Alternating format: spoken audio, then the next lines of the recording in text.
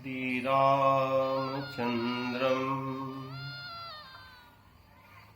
शरणं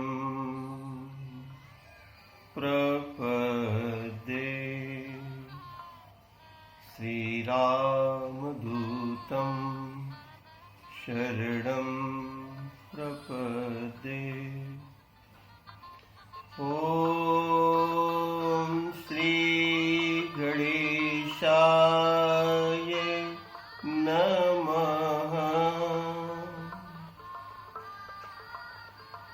ॐ श्री सरस्वत्यै नमः। ॐ श्री जानकी वल्लभो विजयते। श्री गुरुचरण सरोज रज निज मन मुकुर सुधार। वरनौ रघुवर बिमल जस जो दायक फल चार। सियावर रामचंद्र की जय। पवन सुत हनुमान की जय। उमापति महादेव की जय। बोलो भाई सब संतन की जय। गीता मैया की जय हो। वेद माता गायत्री की जय हो। गौ माता की जय हो। गंगा मैया की जय हो। भारत के संतों की जय हो। भारत के तीर्थों की जय हो। भारत के सैनिकों की जय हो। भारत के शहीदों की जय हो। भारत माता की जय हो। कलि पावना अवतार गोस्वामी तुलसीदास जी महाराज ने मानस सत्संग महिमा, मानव के जीवन में सत्संग की कितनी बड़ी उपादेयता है, क्योंकि लिखा है कि किसी ने भी किसी भी समय जो कुछ भी पाया है सो जानो सत्संग प्रभाव। वो सब कुछ ये जान लेना कि वो सब कुछ सत्संग का ही प्रभाव है। लोकहु वेद न आन उपाव। जैसे कोई व्यक्ति बाहर से आता है और कमरे में पहले से एसी चल रहा है, तो जैसे ही वो व्यक्ति कमरे में प्रवेश करता है उसको शीत का अनुभव होता ही है। इसी प्रकार से किसने सत्संग किया है उसके समीप जाते ही अनुभूति आनी चाहिए, उसकी शीतलता का अनुभव होना चाहिए। ये उसकी पहचान है, ये उसकी कसौटी है सत्संग की। कल पंचम दिवस की कथा में दिलीप गौ सेवा का प्रसंग उठाया सत्संग महिमा में, कि सत्संग महिमा का कितना बड़ा प्रभाव पड़ा कि उस महापुरुष ने अपने शरीर को पिंडम इव अमिसस्य, जैसे कोई मांस के टुकड़े को लेकर के फेंक देता है, इस प्रकार से फेंक दिया। वाह वाह, क्या त्याग है साहब। त्याग त्याग त्याग, पूरे पूरे पूरे जीवन को त्याग से ओतप्रोत कर रखा है। त्याग, गीता गीता कहेंगे तो प्रतिध्वनि में ऐसा हमने संतों से सुना, त्यागी त्यागी, ये शब्द प्रस्फुटित होता है। गीता का अर्थ है त्याग, गीता का अर्थ है त्याग। त्यागाय संभृतवर्थानां सत्याय मितभाषिणाम् रघुणाम अनुवहम वक्षे तनवाक विभवो पिशन। महाराज, इन्हीं दिलीप के महाराज रघु नाम का पुत्र पैदा हुआ। प्रवर्तितो दीप इव प्रदीपातः, जिस प्रकार से कोई एक दीप से दूसरा दीप जला दे, इसी प्रकार से महाराज दिलीप के संपूर्ण गुण धर्म और गौ माता का आशीर्वाद महाराज रघु में अवतरित होता है। जिस प्रकार से अनेकों नदियों का जल आकर के नीचे सिंधु में किसी बड़े सरोवर में संचित हो जाता है, इसी प्रकार से पूर्वजों के संस्कार सूर्यवंश की परंपरा के गुण महाराज रघु में जैसे एक साथ प्रस्फुटित हो गए। कुछ झलकें आपके सामने रख रहा हूं। सत्संग कई प्रकार के हैं। एक तो देह सत्संग है, जिसमें राम लक्ष्मण भरत शत्रुघ्न गुरु वशिष्ठ के आश्रम में पढ़ने जाते हैं, तो गुरु वशिष्ठ वहां पर सभी बालकों से कहते हैं कि शरीर को स्वस्थ रखने के लिए प्रयास करना पड़ेगा। शरीर स्वस्थ होगा तभी तो पढ़ाई हो पाएगी। तो शरीर स्वस्थ रखने के लिए जो शरीर की देख रेख है वो देह सत्संग है, और एक देव सत्संग है। कोई देव की पूजा करते हैं, आपको वो देव में आस्था है, तो वो देव के गुण धर्म आपके अंदर एकत्व की स्थापना के आधार पर, जो कि पिछले सूत्रों में चर्चा हो चुकी है, वो गुण धर्म वो साधक के अंदर अवतरित होने लगेंगे। जैसे जैसे वो साधना करेगा, जैसे जैसे वो चिंतन करेगा, उसके अंतस में वो गुण धर्म अवतरित होंगे। ये देव सत्संग है। और एक है दिव्य सत्संग। दिव्य मानव के जीवन को ये दिव्य सत्संग दिव्य बना देता है। दिव्य दैवी संपत्ति से ओतप्रोत कर देता है। उस व्यक्ति के अंदर दैवी संपत्ति मुखरित होने लगती है। मन का सत्संग है और मनमोहन का सत्संग है। पहले तो मन को समझना है, चंचल मिहि मना कृष्णी परमाति बलवदृढ़म, और बाद में मन को समझते समझते मनमोहन को भी समझना है, माधव को भी समझना है, मुरलीधर को भी समझना है, मुरलीधर से सत्संग करना है। मुरली की बजाने वाले को, मुरली की बजाने वाले को फिर शंख बजाना पड़ता है। कभी कभी धरती में भी लोहा जाना पड़ता है। भगवान श्री कृष्ण का सत्संग, गीता सत्संग, रामायण का सत्संग, ऋषियों का सत्संग, अपने ग्रंथों के रूप में, वैदिक दर्शन के रूप में, पौराणिक दर्शन के रूप में, निगम आगम के रूप में हम आज भी उन ऋषियों का सत्संग कर सकते हैं। उनकी अनुभूतियां उस ग्रंथ में आज भी सजीव हैं। वो त्रिकाल सत्य हैं, काल जयी हैं, समय को जीत लिया है उन्होंने। महाराज रघु की कथा महाकवि कालिदास रघुवंश महाकाव्य में, एक बरतंतु नाम के महात्मा थे, बड़े विद्वान थे। उनके यहाँ गुरुकुल में बच्चे पढ़ने आते थे, और उस समय तो आप जानते हैं गुरुकुल की परंपरा थी, जगह जगह से भिक्षावृत्ति, क्योंकि शिक्षा समाज का कर्तव्य था, तो सभी लोग मिलकर के उसमें योगदान करते थे। तो भिक्षावृत्ति से बच्चे करके आते थे, उससे आश्रम चलते थे, पालन पोषण होता था। गुरुजन सब अपरिग्रही थे, अनिपेक्ष, श्रीमद् भगवद गीता शास्त्र, अनिपेक्ष सुचिर दक्षा उदासीनो गतव्यथः सर्व आरंभ परित्यागी यो मन भक्तः समे प्रियः।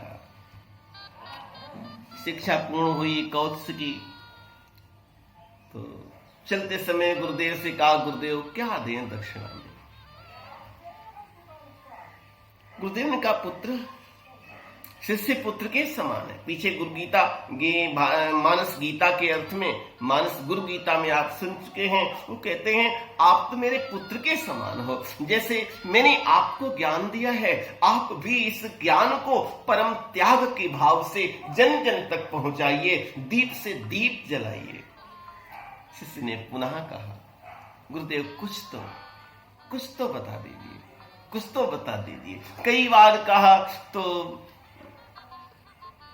वरतंत्र को ऐसा लगता क्रोध आ गया, क्रोध नहीं आ गया, मानो वो अपने ज्ञान की परीक्षा करना चाहते हैं कि मैंने जो शिष्य को ज्ञान दिया है वो क्या है। तो कहने लगे मैंने तुम्हें 14 विद्याएं प्रदान की हैं, तो तुम एक एक विद्या के बदले 1-1 करोड़ स्वर्ण मुद्राएं ला करके दो। कीटी चतस्रो दशा हरेति, 14 करोड़ स्वर्ण मुद्राओं को। और जब तक गुरु की दक्षिणा नहीं देंगे तब तक भोजन जल ये तो सब त्याज्य है। वरतंत्र के शिष्य कौत्स का एक ही जगह पर दृष्टिकोण था, श्री अवध में, अयोध्या में। ये वही भूमि है कि यहाँ के पूर्वजों ने अपना सर्वस्व दे के भी अतिथि की सेवा की है, अपना सर्वस्व दे के भी। यहाँ के महाराज हरिश्चंद्र ने अपने को, अपनी पत्नी को, अपने बेटे को बड़े बाजार में बेच दिया, लेकिन सत्य की रक्षा की। चंद्र टरे सूरज टरे, टरे जगत व्यवहार, पै दृढ़ श्री हरिश्चंद्र को टरे न सत्य विचार। इतना संयम, इतना जीवन में सत्य का अनुभव, गुरुदेव, गुरु वशिष्ठ जैसे महापुरुष का सामीप्य, और जाबाली और तमाम ऋषियों का आवागमन। तो ये इस सत्संग की वातावरण में कि कहीं पर आप ऐसा नहीं मान लेना कि ये पक्ष सत्संग के वातावरण से कम विकास किया, क्योंकि सत्संग ही वास्तविक विकास करता है। जहां पर सत का संग होगा तो वहां पर संपत्ति होगी, जहां पर कुसंग होगा वहां पर विपत्ति होगी। गोस्वामी जी महाराज ने इसकी पुष्टि भी की है। जहां सुमति तहां संपत्ति नाना, जहां कुमति तहां विपत्ति। जहां पर कुमति है वहां पर विपत्ति होगी ही। इसीलिए सत्संग, सत्संग। वरतंत्र के शिष्य कौत्स श्रीवध में आते हैं। महाराज रघु का राज्य है। महाराज रघु अतिथि देवो भव के आधार पर स्वागत करते हैं। स्वागत किया, पैर धोए, प्रक्षालन हुआ, पूछने लगे प्रभु, हे अतिथि, कैसे आना हुआ है? नहीं प्रभु, मैं आपको कुछ नहीं कहना चाहता। क्यों? क्या मैं आपकी जिज्ञासा सुनने का भी अधिकारी नहीं? नहीं महाराज। क्यों? मैंने आपके पात्र देख लिए हैं। वाह, क्या साफ सजीव चित्रण किया है महाकवि कालिदास ने रघुवंश महाकाव्य में। मैंने आपका सजीव चित्रण देख लिया है, प्रत्यक्ष मैंने देख लिया है। आपके सोने के पात्रों की जगह जो हीरा मोतियों से जड़े रहते थे, उनकी जगह पर सामृणमय बीत हिरण्यमयत्वात् पात्रे निधाय अर्घ्यम अनरदशीलः सुत प्रकाशम यशस प्रकाशः प्रत्यज्जगाम अतिथम आतिथेया। मिट्टी के पात्रों में स्वागत आपने किया। मैं समझ गया कि आपने विश्वजीत यज्ञ किया है। महाराज रघु ने प्रजा के लिए अपना सर्वस्व दान कर दिया था।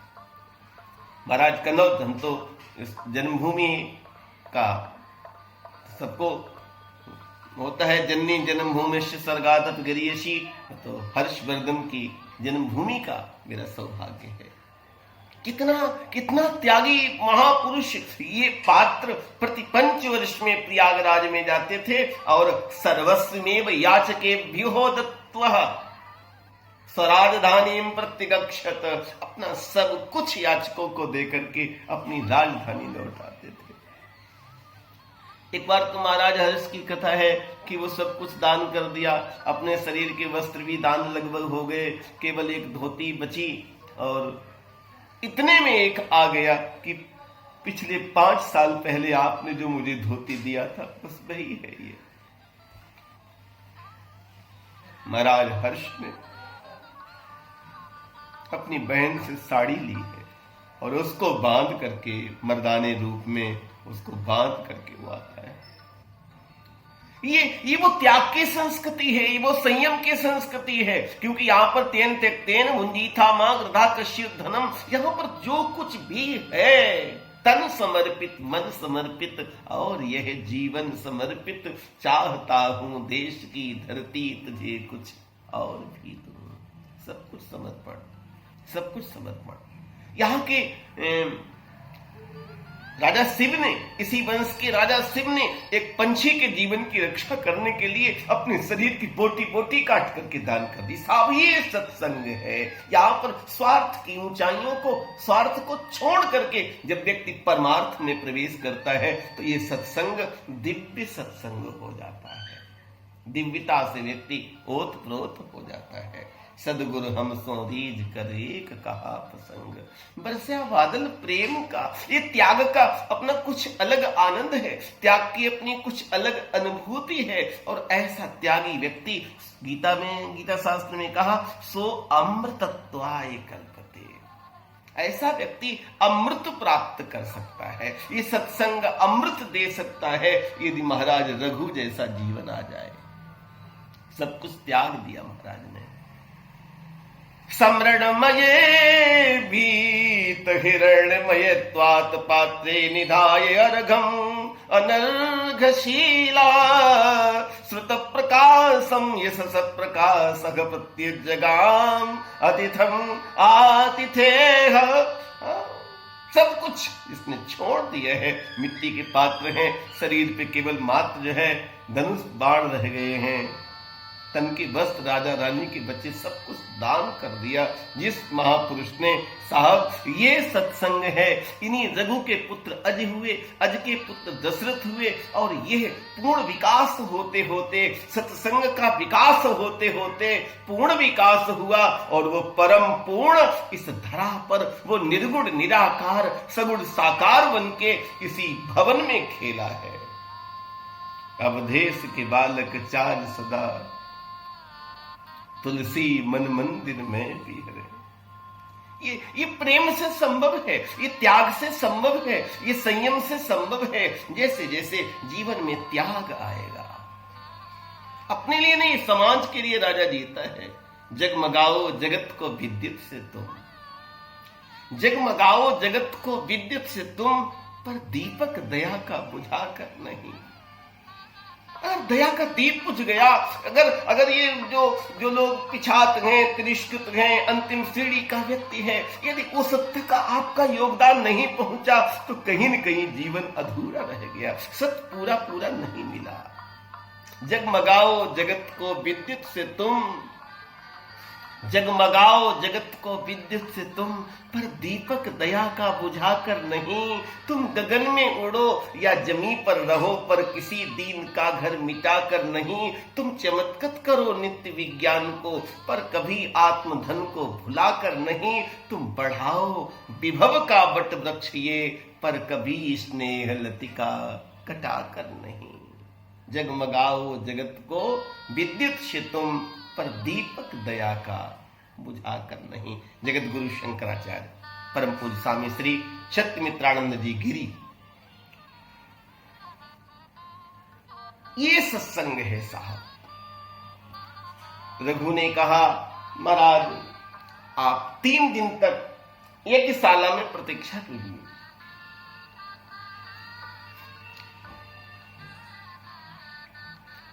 धन नहीं है, लेकिन संकल्प से अर्जित शक्ति है, तेज है, संयम है, और मानव के जीवन का संयम ही सबसे बड़ा धन है। कोषाध्यक्ष को बुलाया। कोषाध्यक्ष, धनाध्यक्ष कुबेर हमें कर नहीं देते हैं, भले वो देवता है, हमारे पूजित हैं, हम उनका सम्मान करते हैं, लेकिन चक्रवर्ती राजा को कर तो देना चाहिए। वर्तंत की मन में इच्छा होगी ही। यदि कोई शिक्षक, यदि कोई शिक्षा जगत का व्यक्ति धन लेकर के कुछ करना चाहता है, इससे विश्व का हित होने वाला है। बड़ा गंभीर विषय है ये, क्योंकि वर्तंतु कौत्स्य प्रपेदे वर्तंत शिष्य, वर्तंत ऋषि, ऐसा ऋषि इतने धन को जहां लगाएगा, एक बड़ा गुरुकुल होगा, पूरे विश्व का हित उससे होगा, पूरे राष्ट्र का उससे हित होगा। कुबेर को, धनाध्यक्ष को कर तो देना चाहिए। और रात के समय ही धनुष और अपना तरकस रथ में रख दिया। सुबह हुआ, और महाराज रघु नित्य क्रिया से निवृत्त होते हैं, संध्या वंदन करते हैं। युद्ध के आक्रमण की स्थिति आती है जैसे ही, उसी समय धनाध्यक्ष कहते महाराज आज खजाना सब भरा हुआ है, कुबेर ने इतने धन की वर्षा की है। महाराज इन्हीं रघु के घर में अजनाम का पुत्र पैदा हुआ, आशीर्वाद दिया है कौत्स ने, आपको आपके समान पुत्र प्राप्त हो। तो देखो थोड़ा हम आपको और एक पक्ष रघु का उठाना चाहती हूं। तो रघु के विषय में कुछ सत्संग की चर्चा की जाए तो खुद में एक बहुत ही व्यापक पक्ष है। रघु महाराज रघु तो ऐसे मान लीजिए कि जैसे सत्संग का साक्षात स्वरूप है। जिस व्यक्ति ने सत का संग कर लिया है वो व्यक्ति जगत को मिथ्या मानेगा। आदमी का स्वप्न है वह बुलबुला जल का, आदमी का स्वप्न है वह बुलबुला जल का, आज उठता और कल फिर फूट जाता है, किंतु फिर भी धन्य ठहरा आदमी ही तो वो बुलबुलों से खेलता कविता बनाता है। आकाश के फूलों से ना श्रृंगार करो, आकाश के फूलों से ना श्रृंगार को करो, तुम गगन नहीं धरती को नमस्कार करो।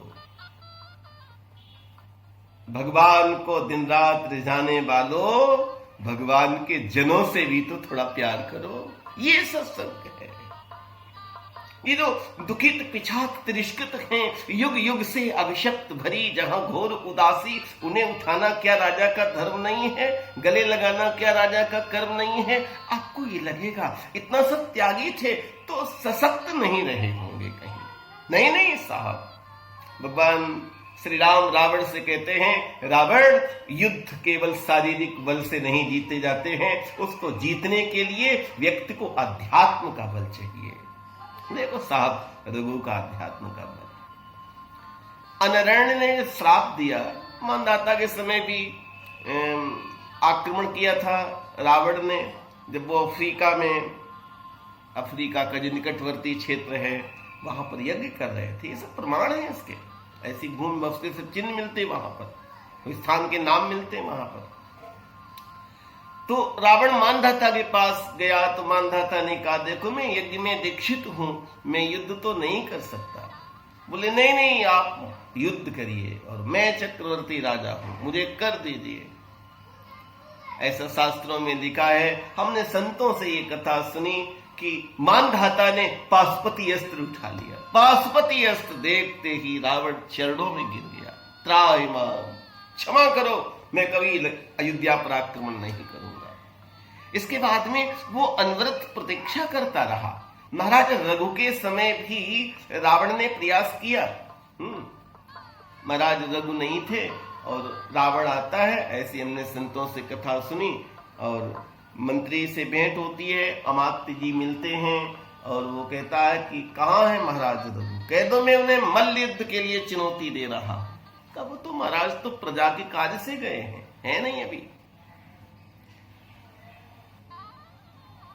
तो कह देना कि मल्ल युद्ध के लिए चुनौती दे के जा रहा। रावण जाने लगे, बोले हाँ हम बता देंगे, आप निश्चिंत जाइए। रावण जाने लगा तो थोड़ा मंत्री ने कुछ हंस दिया। रावण को बड़ा बुरा लग गया, मानो उसने इसलिए हंसा, वो उसका व्यंग हास्य था कि अरे इतनी जल्दी क्यों पड़ी है मरने की तुम्हें। महाराज रघु आते हैं, रावण चला जाता है। महाराज रघु को अमात्य ने बताया कि रावण ऐसे चुनौती दे करके गया। महाराज रघु को क्रोध आ गया।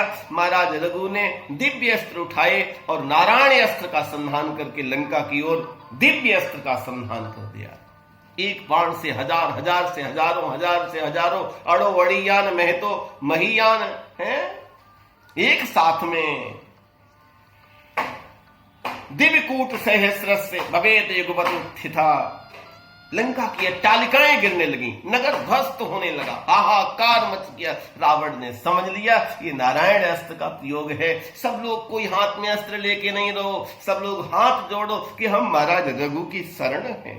जब सभी ने शरणागति शरणागति पुकारा तब नारायण अस्त्र कहीं शांत हुआ। शक्ति अध्यात्म शक्ति है, सत्संग अध्यात्म शक्ति है। जो व्यक्ति सारे जगत का राजा और सब कुछ प्रजा के लिए त्याग देता है, उसकी शक्ति तो आपने देखी। हाँ, रावण को भी घुटने टिकाती है। इन्हीं महाराज रघु के द्वारा आशीर्वाद से बर्तंत के शिष्य कौत्स ने आशीर्वाद दिया, एक अजनाम का पुत्र पैदा हुआ। सब पूरा जीवन सब कुछ त्याग से भरा हुआ जीवन है। गंगा के अविरल प्रवाह को क्या तुमने रुकते देखा? ये सत्य का प्रवाह, ये सत्संग का प्रवाह, ये करुणा का प्रवाह, ये प्रेम का प्रवाह, ये कभी रुकता नहीं है। यदि रुकता है तो मोह रहा होगा, यदि रुक गया है तो वासना रही होगी। प्रेम कभी रुकता नहीं। प्रेम न पापी उपजे, प्रेम न हाट बिकाए, राजा प्रजा जेहि रुचे, शीस काट ले जाए। महाराज अज की पत्नी का नाम इंदुमती था। ऐसी कथा है, महाराज अज संकल्पित थे कि यदि कभी कुछ हो गया तुम्हें इंदुमती, तुम्हें तुम्हारे सिवा किसी को पत्नी स्वीकार नहीं करूंगा। ये भगवान श्री राम ने भी सिया से यही कहा था, एक पत्नी व्रतो अहम, मैं एक पत्नी व्रत हूं। माता कैकेयी ने कहा था कि प्रथम भेंट में कुछ अवश्य देना, तो मैं तुम्हें प्रथम भेंट में एक वचन दे रहा हूं। और हमारे सूर्यवंशियों के वचन की बहुत बड़ी साहब कीमत है। ये रघुकुल तो बार बार शब्द दोहराया गया। लखन ने भी जनकपुर में जहां पर जनक जी ने कुछ बोल दिया कि वीर विहीन मही में जानी, तब लखन को रोष आता है। और वो लखन अब उस रोष में नाम कौन लेते हैं? रघुवंशी नाम जहां को होई। यदि एक भी रघुवंशी बैठा हो, ते ही समाज अस कहे न कोई। जो राउर आयुष में पावो, कंदुक इव ब्रह्मांड उठावो, काचे घट जिम जारो, फोरी सको मूल मूलक जिम तोरी, कमल नाल जिम चाप चढ़ावो, योजन सत प्रमाण ले धावो। और इतना ही नहीं, बोले तो लखन सको बचन जब बोले, तो डगमगान मही दिग्गज डोल। ये बचन का इतना असर हुआ, यह है साहब रघुवंशी। और महाराज दशरथ तो बोल देते हैं, रघुकुल रीति सदा चली आई, प्राण जाए पर बचन जाई। और आप जानते, बचन नहीं छोड़े, प्राण छोड़ दिए। गोस्वामी जी तो वो सत्संग की वंदना करते हैं, महाराज दशरथ की, बंदौ अबध भुआल, सत्य प्रेम जेहि राम पद। राम के चरण में जिसका सच्चा प्रेम है, बंदौ अबध भुआल, सत्य प्रेम जेहि राम पद, बिछुरत दीन दयाल, प्रियतनु त्रणैव परिहरे। तो कथा आपको सुना रहे थे, महाराज अज की पत्नी इंदुमती के साथ में वो वन में जो उनका अपना कानन था, उपवन था, उसमें भ्रमण कर रहे थे। अचानक एक घटना हुई। देव ऋषि नारद गगन मंडल से जा रहे हैं। उनके वीणा में सुंदर से देवलोक के पुष्प की माला थी। वो माला कहीं टूट गई और माला ऊपर से गिरी। वो ठीक इंदुमती के ऊपर गिरती है। और अधिक दुर्गंध से भी व्यक्ति की मृत्यु हो सकती है, अधिक सुगंध से भी हो सकती है। तो सुगंध ने मृत्यु कर दी। महाराज अज ने संकल्प ले रखा था, मैं विवाह नहीं करूंगा। हमने संतों से एक और रूपक सुना, और बड़ा सुंदर रूपक है कि एक वहां पर संत रहते थे। वानप्रस्थी 4 प्रकार के होते, उनमें से एक कुटीचर हैं, जो कुटी बना करके उसमें रहते हैं और जमीन के अंदर जो चटका हो जाता, उनके दाने इत्यादि उठा उठा करके वो लाते हैं, उससे अपना जीविका चलाते हैं। तो उनको फिर कहीं मांगने की तो कोई आवश्यकता नहीं है, जो परम त्यागी है। एक दिन वो कुटीचर की पत्नी ने कहा कि एक दिन आप भी चले जाओ। तो कहते हैं, देवी आपको धन की कामना? बोले नहीं नहीं, धन की नहीं, मेरे मन में कोई कामना नहीं है, अनपेक्षा। पर क्योंकि मैंने आपका सत्संग किया है, मुझे एक भरोसा है।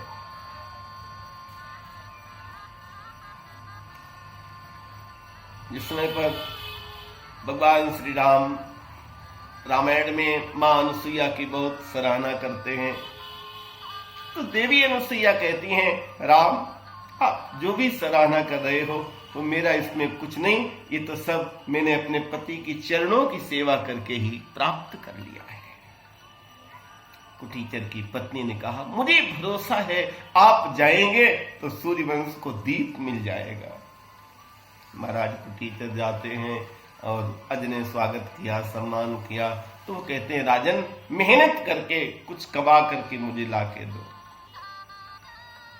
आप बहुत त्यागी हैं, आपका सब कुछ एकदम धन शुद्ध है, इसमें मुझे कोई संदेह नहीं, कोई किसी प्रकार का संदेह नहीं, लेकिन आप अपना पसीना बहा करके मुझे कुछ लाके दो। रात होती है, महाराज अज ऐसी कथा हमने संतों से सुनी, कपड़े बदल करके मजदूर बाजार में जाते हैं और किसी लोहार के घर उनको काम मिलता है। एक रात के 10 पैसे उनको मिलते हैं, उसको लेके आते हैं। कुटीचर स्वामी जाते हैं और महाराज ने वो 10 पैसे ही तो थे, कुटीचर को दिए। उसमें कथा पड़ी थी, वो सेम के बीज बो दिए, एक ने पैसे बो दिए। कुटीचर की पत्नी ने इतनी त्यागमयी धन को घर के पीछे क्यारी में डाल दिया, बो दिया उन बीजों को। सुबह उठी तो उससे प्रकाश हो रहा था, मानो एक सुंदर सा सोने का रथ रखा था, जैसे कि झूला हो, उसको उठा लाई, आंगन में रखा। दूसरी बार गई, दूसरा, तीसरा, चौथा, पांचवा, जब तक एक लाके अंदर रखे तो वहां एक और प्रकट हो जाए।